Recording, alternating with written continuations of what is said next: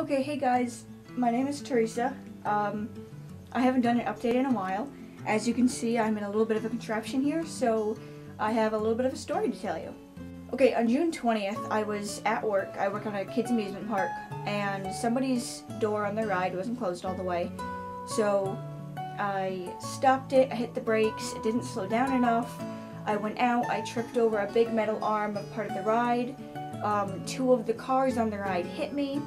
I watched one go over me when somebody said to stay down, and then another big metal arm came over and kind of rolled and crushed me.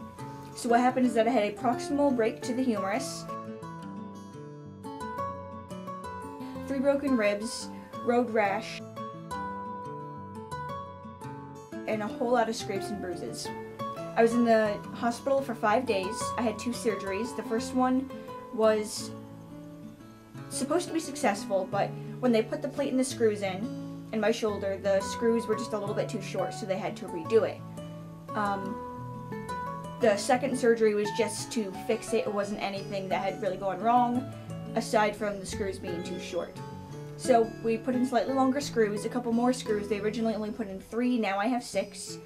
It has since been healing fairly well. I have pain medication to take while I'm at home, and I have to clean the dressing and change it every other day. I can only change my shirt when I take off this brace, which isn't very often. I can change my own shorts, and it has overall been a very interesting experience to have this happen to me and figure out what can I do and what can't I do. So I want to tell you guys 10 things that I learned while I was in the hospital.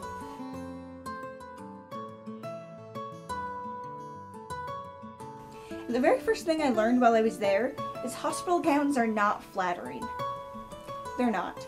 Nobody likes them. They're open, they're weird looking, they don't accentuate your body in any way, shape, or form.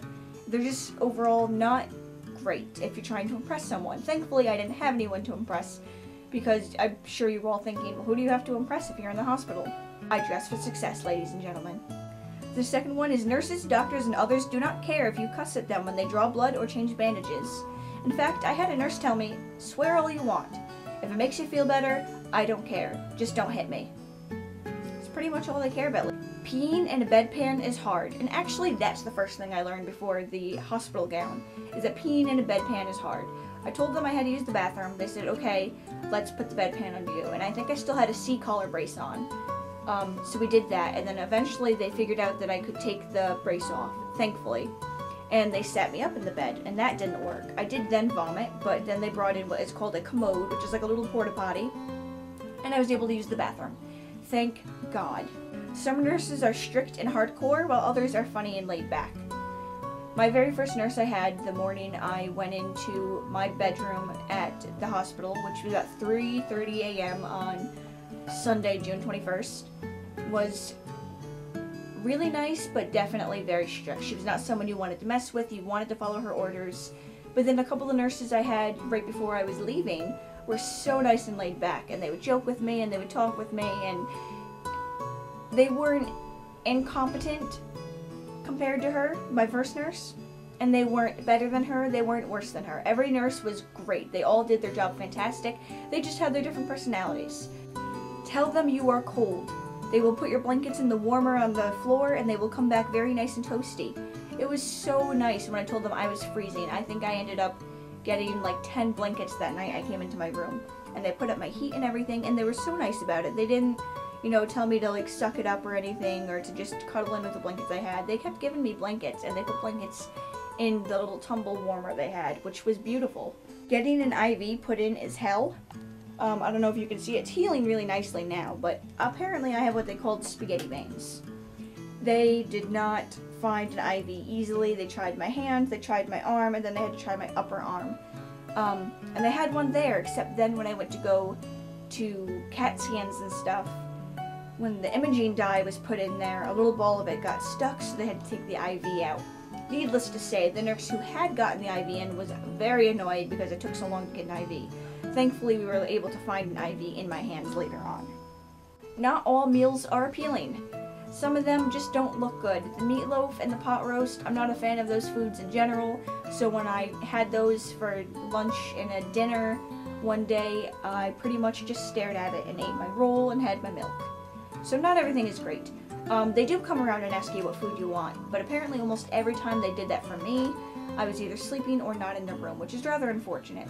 Friends and family will bring you a lot of gifts, cards, food, and candy. I'm not kidding you. I probably I got like 2 things of flowers, tons of candy from people. Somebody brought me a little stuffed animal, lots of cards. I'm still getting cards now. I'm getting cards in the mail every day. It's fantastic. I also learned you're not going to get a lot of sleep. I was woken up usually every 4 hours so they could take my vitals, of which consisted of blood pressure, checking my heart rate, and temperature. Thankfully, sometimes I was able to sleep through it, but the first 2-3 days I was there, because those days consisted of surgeries, I was woken up when that stuff was happening to see how coherent I was and to see if I was in pain so they could give me more pain meds. When they say it'll hurt only a bit, it's gonna hurt a lot. They kept telling me every time they gave me a shot or an IV or to take my blood that, it'll only pinch. It felt more like a bee sting for anyone who's had one. So thank you guys for listening. I have received this journal from someone when I was in the hospital. That's another thing you get as a gift.